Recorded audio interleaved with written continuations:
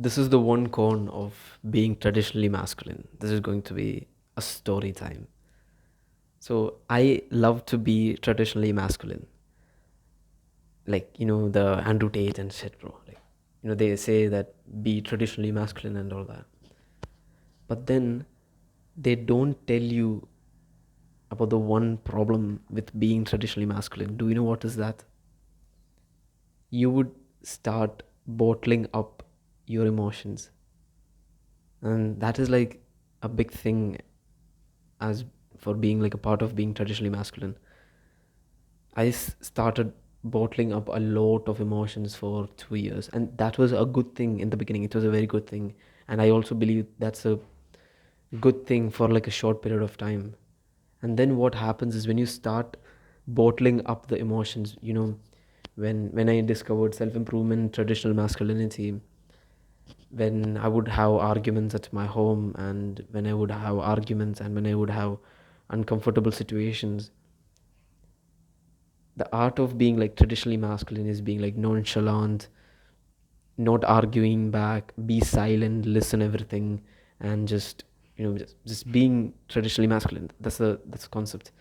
But the problem is that when you're going through all of these stuff, when you're going through your own problems, and when you have to like go through, wait, let me turn off this thing.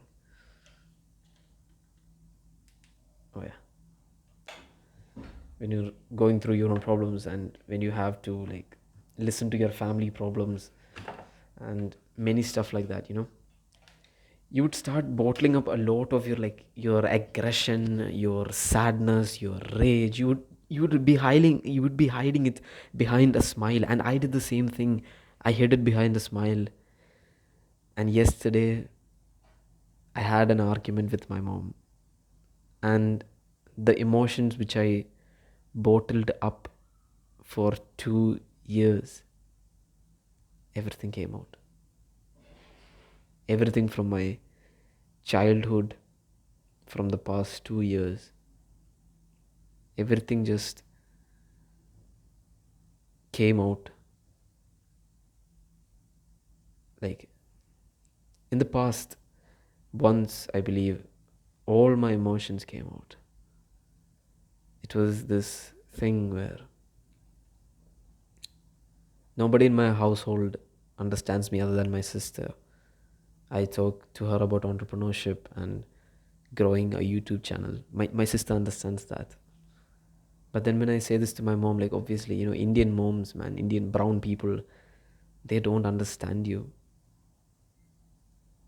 They just believe that the 9 to 5, the education system is going to save you. But don't we know the reality?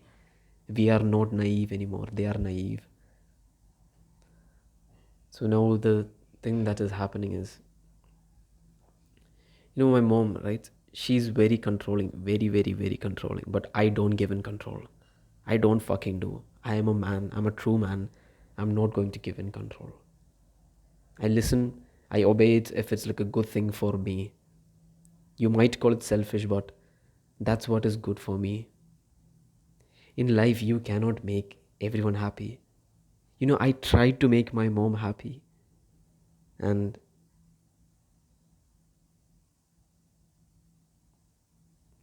you know how I tried to make my mom happy. In ninth grade, I studied so hard, and I got 83 or 85% in ninth grade. I was proper happy, and I showed this to my mom. Do you know what was the first thing she said to me? Is this 90% Bevan?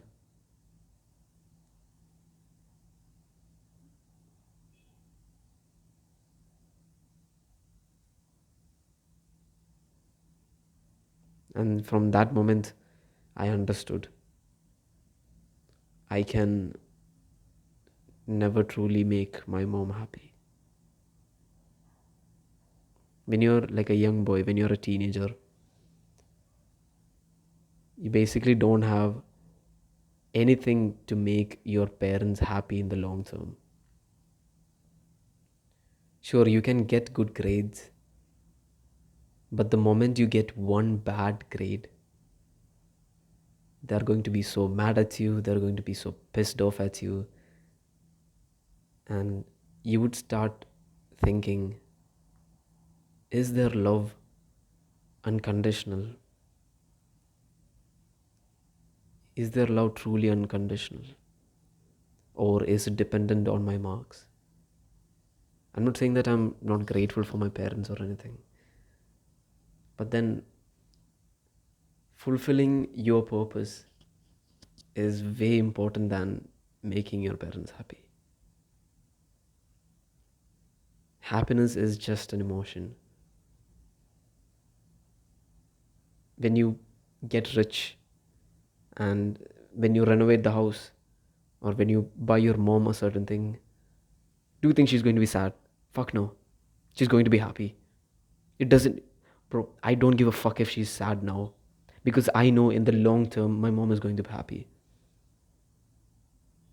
The hard road often gets easy, and the easy road often gets hard. Sometimes you just have to upset people around you. And the thing about my mom is, I told she's very controlling, yeah.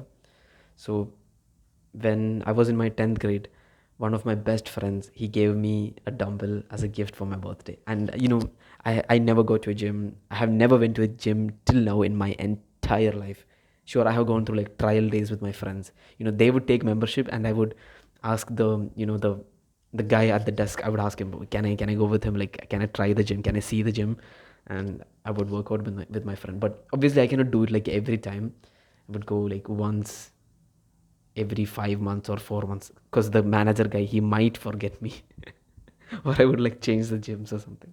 There is like only like three gyms around my place, and I think probably everybody knows me there. Anyways, I would like go like that with my friends. Yeah. So 10th grade, my friend, he's like a gym trainer. When I was in 10th grade, he was 18 or 17, something like that. I don't know. He failed in nursery or something. Okay, anyways, he gave me the dumbbell as a gift. He said, bro, I'm not using this, but you need it. You need it more than me. You don't have any weights at home. Train with it. So 10th grade, I have the dumbbell. And I hid the dumbbell under my bed. I was so scared if my mom would see it. And finally, a year later, 1 year later, I finally take the dumbbell out. I start doing bicep curls and lateral raises and like rows and shit. I'm like proper happy with the dumbbell. And I keep the dumbbell in like a very visible spot. And when I kept in the visible, this is by mistake. First it was by mistake, yeah. And I saw that my mom actually didn't care about it. I'm like, oh wait, shit, so it's okay. So I kept the dumbbell in like a very visible spot. And then another 6 months or 8 months pass. And 11th, no, 12th grade, for my model exams, I failed like very hardly. I took science stream, so it's very hard and shit.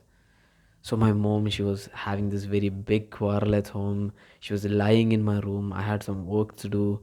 She was like, "No, I will not leave this room." And she was playing like fucking loud music, and oh, fuck man, that was like a very fucked up day.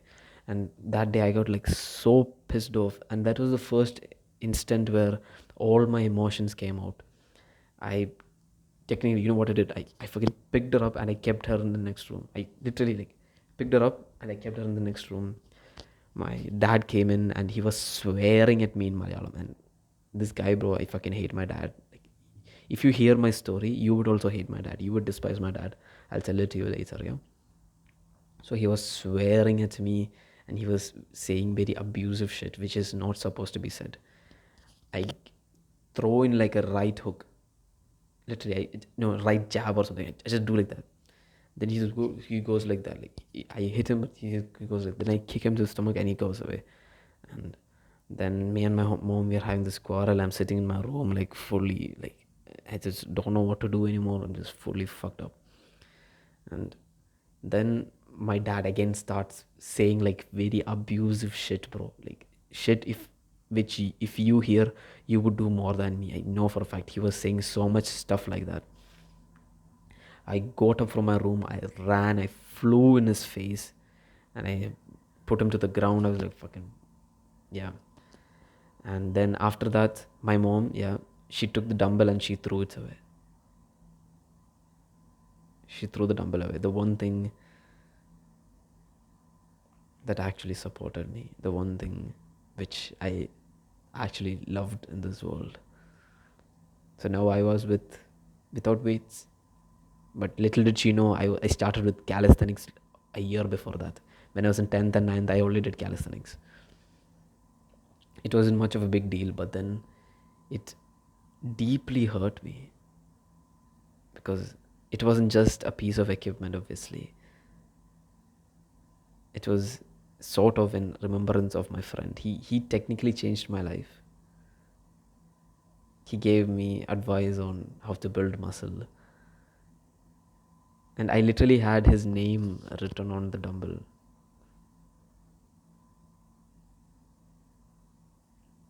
And she threw it away. But I did not release. I had so much emotions. I had so much anger. I had so much rage just for the fact that she threw the dumbbell. You might think, oh, but it's just a silly thing. No, man. No, no, it wasn't just a silly thing. I'm 17 right now, and after posting this video, when I look back from like 27, 23, I might think this is like a small issue, but even now, after 1 year of it happening, I still find it like deeply hurting, man. And then I do not release any emotions. I even suppress that emotion. That emotion was very high though, because it was related to one of my best friends who changed my life.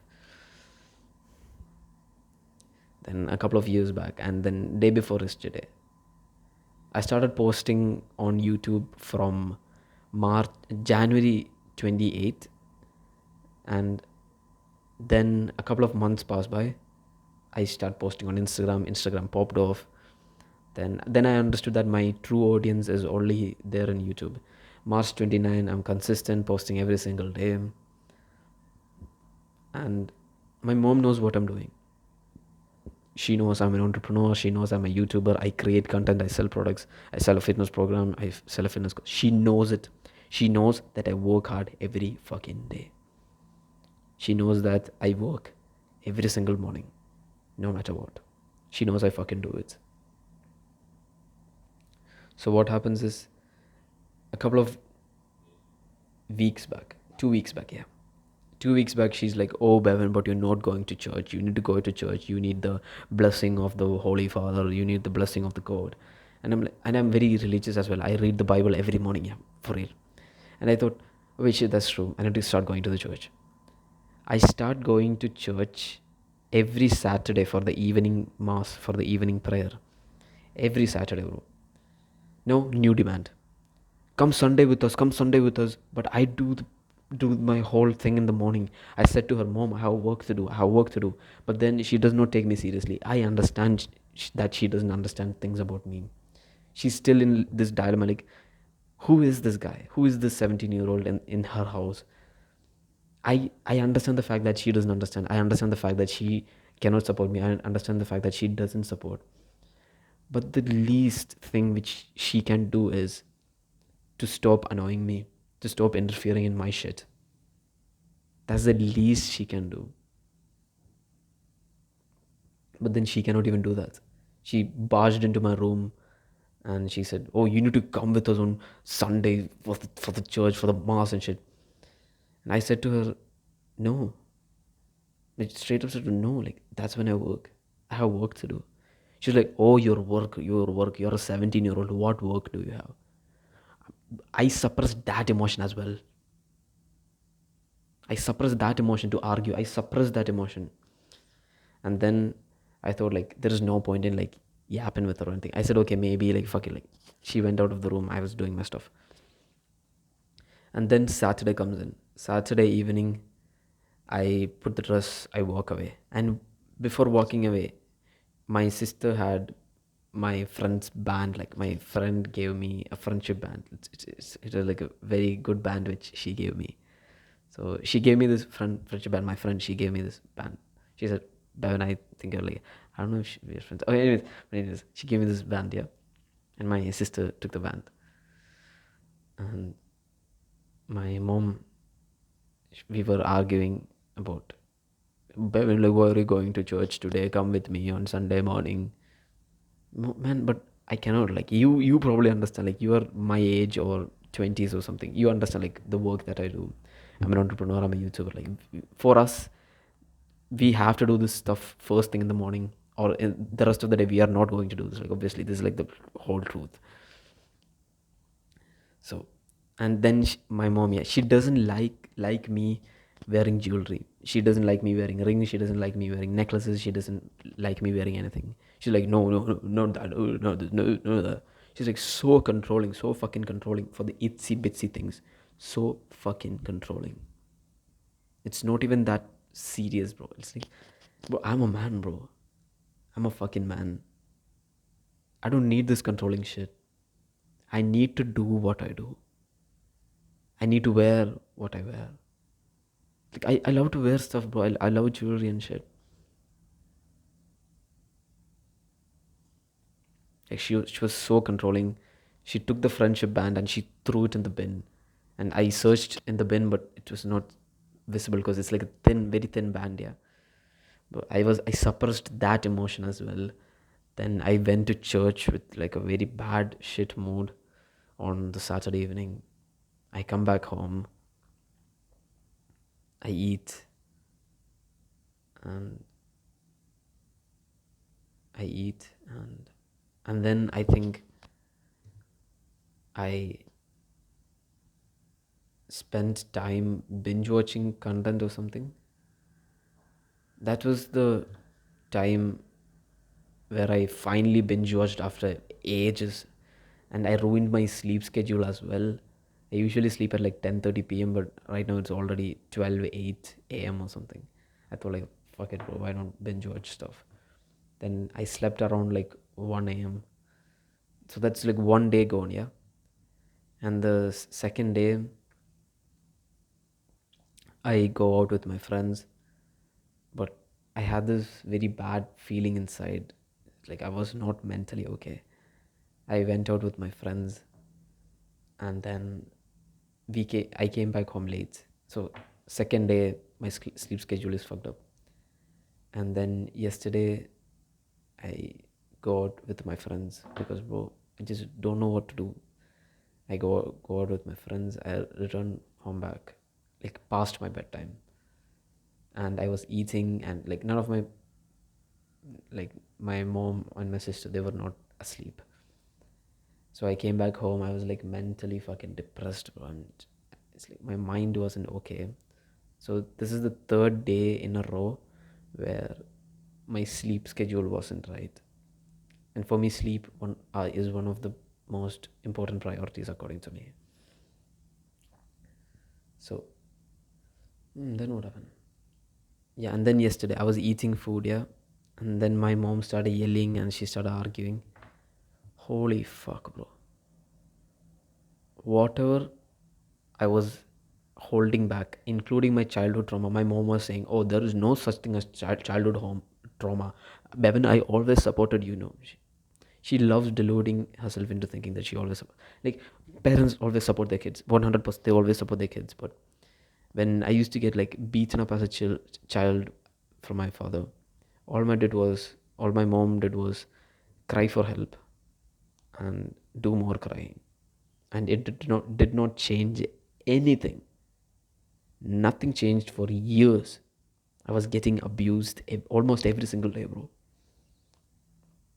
And then finally, at the age of 14, I beat up my dad. I'll say that story very later on in this journey. So it's like that. And while I was eating, she came out with an argument. She was calling me a bitch, and because I came back home late, and I'm not talking to her because bro, I'm fucking depressed, bro. Like, holy fuck, bro. My mind was in the right place or anything, and I just lashed out, bro. All the emotions came out. My face was fucking red with tears running down. I just told her, "You're saying that you supported me? Who supported me? Bevan only supported Bevan until now." And I said, you're saying that I don't have any childhood trauma? Then why did I try to suicide 6 times when I was 12 years old? And you expect me to forgive my father, who literally was the motivation for me to try and suicide 6 times? when I was 12 years old. I literally, I kept the blade on my, not the blade, like, the knife. I kept the knife on my wrist and I was like about to slice it, but I didn't have the courage to like fully go that. I tried keeping the blade on my hand like three, four times. Then I thought, oh fuck, bro, there will be blood and I'm scared of blood and there'll be pain. And I thought, okay, fuck it. The next method which I thought of when I was like 12 years old was I filled the buckets with water and I tried to dip in my head, like trying to suffocate me, but that also didn't work. I would just always pull out. So I thought, like, man, fuck it. Like, we'll just continue with life. I was always this cheerful, happy boy. I don't know how I played that. Even now, I don't understand. How was I acting so happy and smiley, proper cute at that young age, even though I went through a lot of this? People have only seen the happy, smiley Bevan. They don't know about the traumas, they don't know about anything.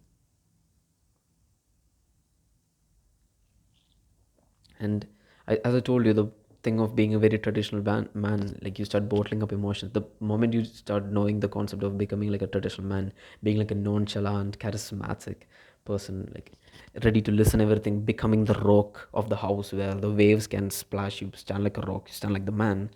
The problem is that every time the wave smashes on the rock, it's like you start like withholding the rage, withholding the sadness, withholding the tears, and then suddenly just came out. And my mom was calling me bluff as well. She was calling me bluff. She was like imitating my face. She was like, "Ooh." Bro, I got like so pissed off. Like I was like mentally depressed and shit. Then I literally said to her, "You failed as a mother. You never supported me." I had to say that, bro. And I'm glad that I released all of those emotions. Even if it came out in a bad way, I released all of those emotions. And you know what is my mentality right now? I cannot make them happy. And this morning while I was sleeping, she barged into my room. She said, "Are you successful as a son?" I looked into her eyes and said, "Yes." Like these women, bro, like they don't understand our shit. They're like a full argument.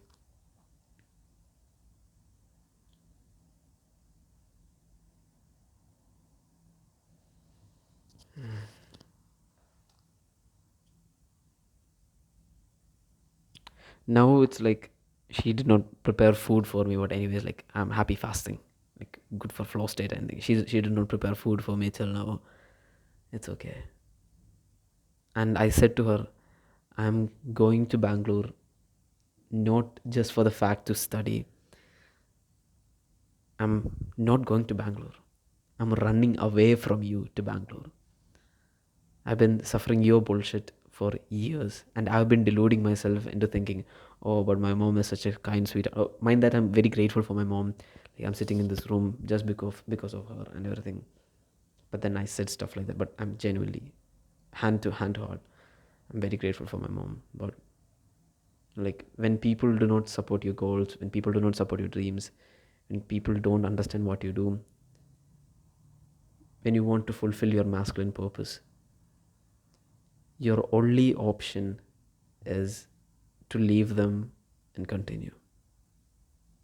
That is your only option, and this is one of the this is the number one con of being like a very traditional man.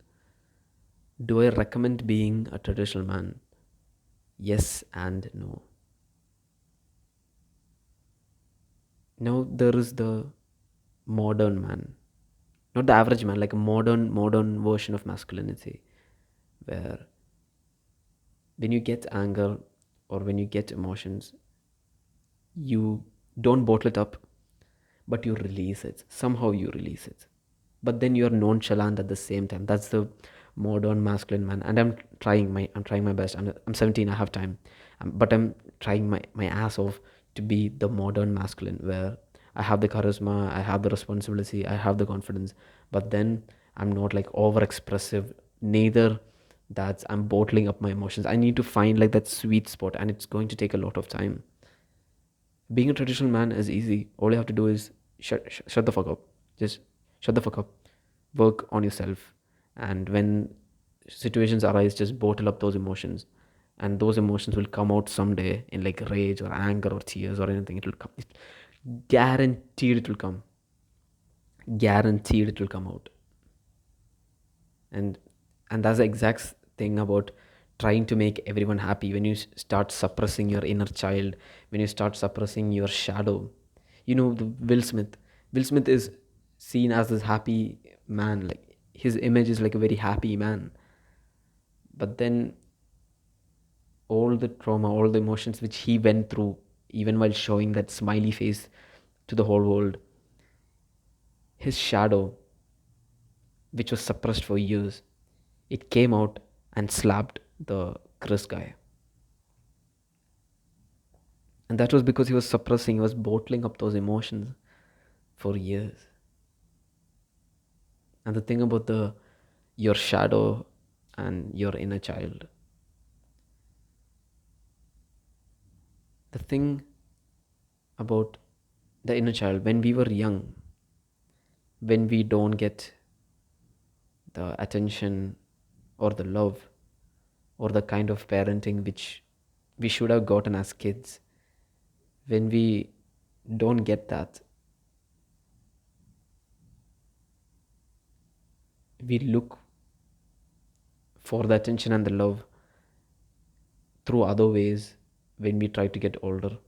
It can be either through like followers on Instagram or like amount of subscribers, and I'm guilty for it. I'm honest to heart, honest to heart.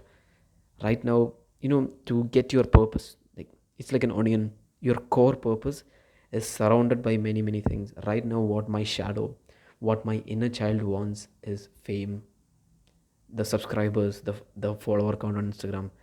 Right now, this is what I want. This is what my inner child, this is what my shadow wants right now, and I'm ready to listen to it. Many people say, "Oh, no, no, no, no, just I'm ready to listen to it." And you might be having the situation where you'll have these kind of intrusive thoughts, delusional thoughts, where you want to make $1 million today or get like a million followers, million subscribers. Just know something, chase it, chase it. And once I unlock fame, something else will unlock, and I will accomplish that, and something else will unlock. And finally, cutting through the layers, then I will find my core purpose. Your purpose is not given to you in your bed, like somebody will give it to you. No, you have to unlock many many things to find your core purpose. And the thing is, the 9 to 5, the education system, the schools, everything just numbs your purpose. I saw this podcast between Robert Greene and Andrew Huberman. So Andrew Huberman was talking about the book Mastery by Robert Greene. And Robert Greene was saying that we had our purpose, our ability to make money, like what we love to do, what we want to do, when we were 6 years old. We loved to learn when we were 6 years old. And then what happened? They sent us to the education system. They made us hate learning. They made us hate learning through stupid books which we didn't even like, through stupid fucking mathematics, cos theta and shit, bro, which we didn't even like. They made us hate learning. They manipulated us into hate learning. But what do we love the most when we are kids? To love learning, to love scraping our knee when we fall down. Sure, we cried and shit, but it was a part of building ourselves as a man. We drove our cycles far, far away from our home. We tripped and fell down as men. We loved that stuff. But then the education system, the society, they said, no, you guys are grown men now. Don't do that. Don't enjoy yourself. Don't be curious as a child again. Don't be happy as a child again. You have to be serious as a man. You You have to bottle up your emotions. Please, please bottle up your emotions. And now they're saying with the blue pill society, but release your emotions in front of women, complain in front of women. Fuck no. Now the modern masculine is not bottling up emotions, releasing the emotions, but in like a good way. I'm trying to learn that. Right now I'm going to record like another video about mental health. Right now my mental health is fucking ruined. Genuinely ruined. I had like good mental health for a year or a couple of months, but now again it's fucked up because of this thing where I recollected my trauma. I'm argumentative as fuck right now, and I'm not in like a good place right now and everything.